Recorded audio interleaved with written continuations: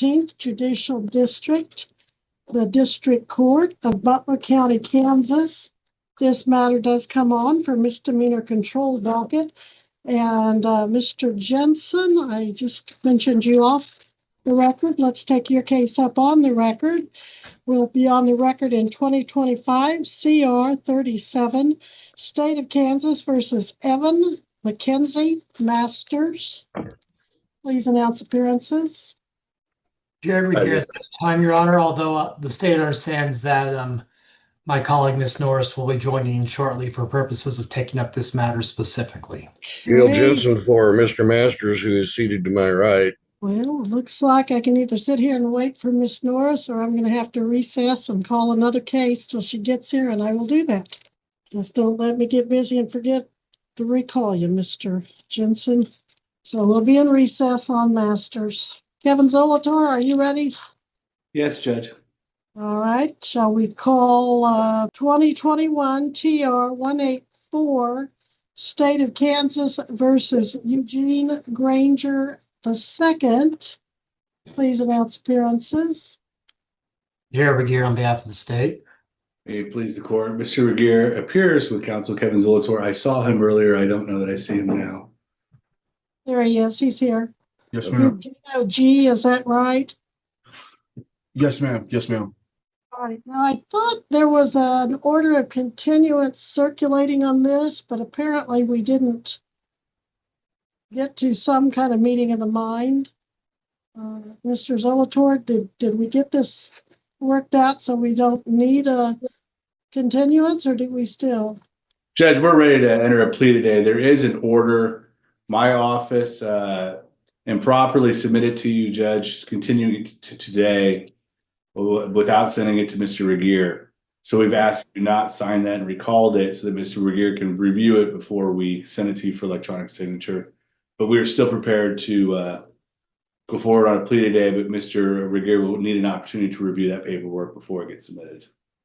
And Your Honor, the state is still requesting the opportunity to review the proposed order if the court will grant the state the opportunity. But for purposes of today's hearing, it is the state's understanding that a plea agreement has been advanced from the state to counsel for the defense. All right, so we do have an oral plea agreement involving count 1, driving while suspended, second or subsequent, and count 2, registration or tag violation. It has been reduced to writing, but you need some time to study it, Mr. Regier.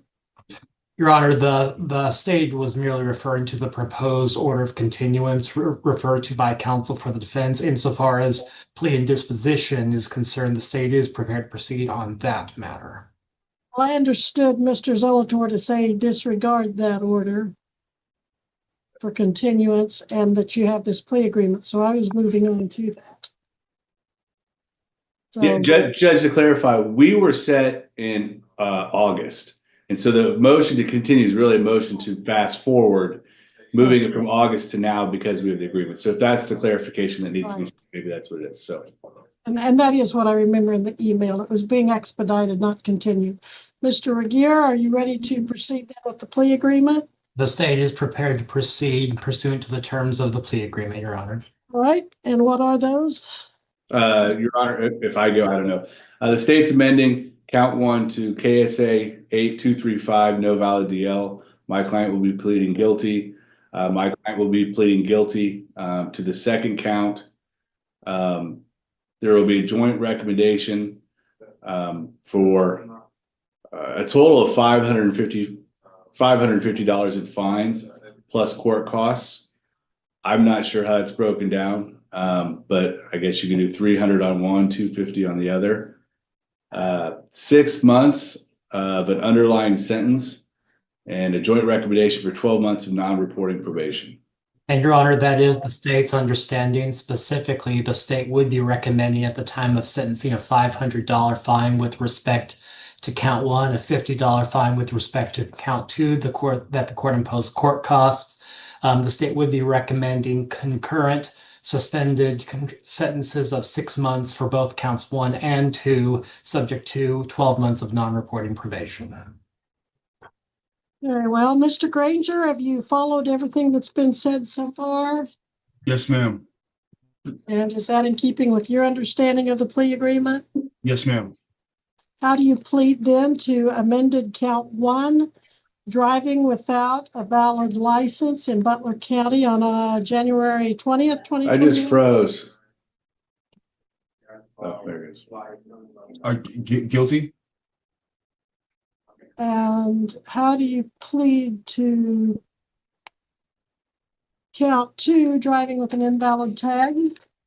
Guilty. And did both the driving and the car without the tag happen on January 20th of the year 2021? Yes, ma'am. And did you do this driving without a tag and with a suspended or without a legal license in Butler County, Kansas? Yes, ma'am. Do you remember where you were? I do not. If the officer had written on the citation, as I find in the file that he did, would you agree or would it refresh your memory that you're on the Kansas Turnpike Highway I-35 near mile marker 71 North? Yes, ma'am. Now, is anyone making you enter these pleas today by any threats or promises other than the plea agreement? No, ma'am. Do you understand you are giving up your right to a trial with this plea? You will be convicted and unable to appeal that conviction. Yes, ma'am. So again, you're saying that on that day, you did not have a valid driver's license or a valid tag. Yes, ma'am. All right, I will accept your plea as knowingly and voluntarily entered with a factual basis and find you guilty. For your sentence and amended count 1, your sentence is 6 months suspended with a $500 fine and 12 months non-reporting probation. On count 2, your fine is $50 with a 30-day concurrent sentence. Again, 12 months non-reporting probation. You will be assessed court costs of $108. So the total due is $658. How long will you need to pay that? I can pay it right now. Just tell me where to go. You'll probably, if you're going to pay it today, you may have to do it in person at the courthouse because we won't have the journal entry for a while. What town are you in? I live in Mays, so Well, I'm going to give you 30 days to pay. And if you want to get somebody to take you over today in person, they can take it in person. okay. But otherwise, you'll have to give us a few days to get the journal entry filed, and then you can pay online. Okay. If you want to discuss that with the clerk, her number is 316-322-4370. But here's your remaining sentence. If you don't want to serve the concurrent 6 months, you'll need to be successful on a 12-month non-reporting probation. You will Yes, not ma'am. have a probation officer. You will not have to report. But you do have to violate no laws during this 12 months, or it's a violation of probation, and you have to pay within 60 days. If you Yes, do ma'am. those two things, then you shouldn't have any issues with this case closing as a successful probation in a year. Let's see, you did go out and get your pictures and prints taken, I believe. You've had a, Yes, ma'am. so those are the only two conditions you need to follow. Anything further, Mr. Regier? Your Honor, just to be clear, what is the underlying sentence with respect to count 2 as to be stated in the journal entry? 30 days concurrent with count 1. Thank you, Your Honor. You're welcome. Anything further, Mr. Zolotor, on this one? No, Your Honor. Thank you. You're welcome, Mr. Regier. Anything further? No, Your Honor. And I have Well, one question, Your Honor. Yes, sir. So I can have my wife take me up there now and I can pay this? Jen, are you on here? Yes, Your Honor. Do you know of any reason why they can't go pay that right now? You can go pay it right now. will go into an unapplied account until the journal entry is complete. Okay. So you can do that right now. That way all you have to do is don't violate the law. Thank you. You're welcome. All right, you are excused, but Mr. Zolator, I think you also have Tiffany Powell. All right, let's talk about that. The hearing for Eugene Granger was a textbook example of how the system can move smoothly when everyone shows up on the same page, even if they got there a little late.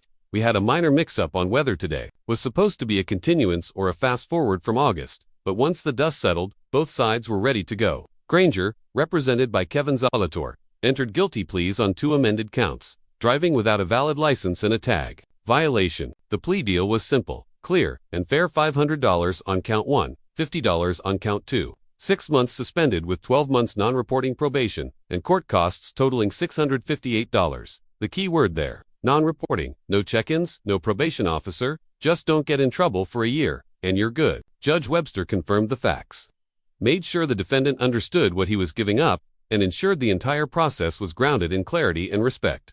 Now, let's talk about Mr. Granger himself. His tone was polite, sincere, and maybe even a little relieved. No games, no attitude, just a guy ready to move on. When asked where he was driving without a license, he admitted he didn't remember until the judge pointed out it was on the Kansas Turnpike. Once reminded, he didn't push back, he just said yes, ma'am, and owned it.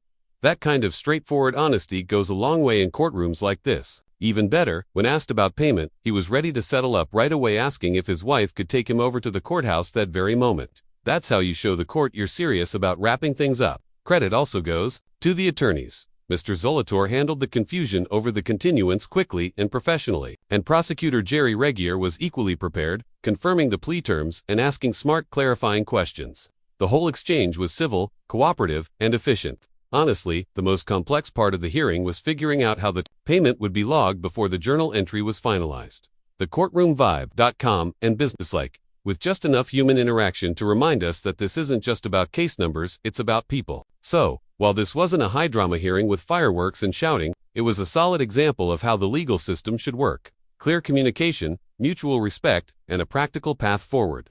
And that little exchange at the end, Granger double-checking if he could pay right away, was a great reminder that sometimes people really do just want to make things right. If you found this hearing insightful, consider subscribing, hitting the bell, and letting me know your thoughts in the comments below. I read every one.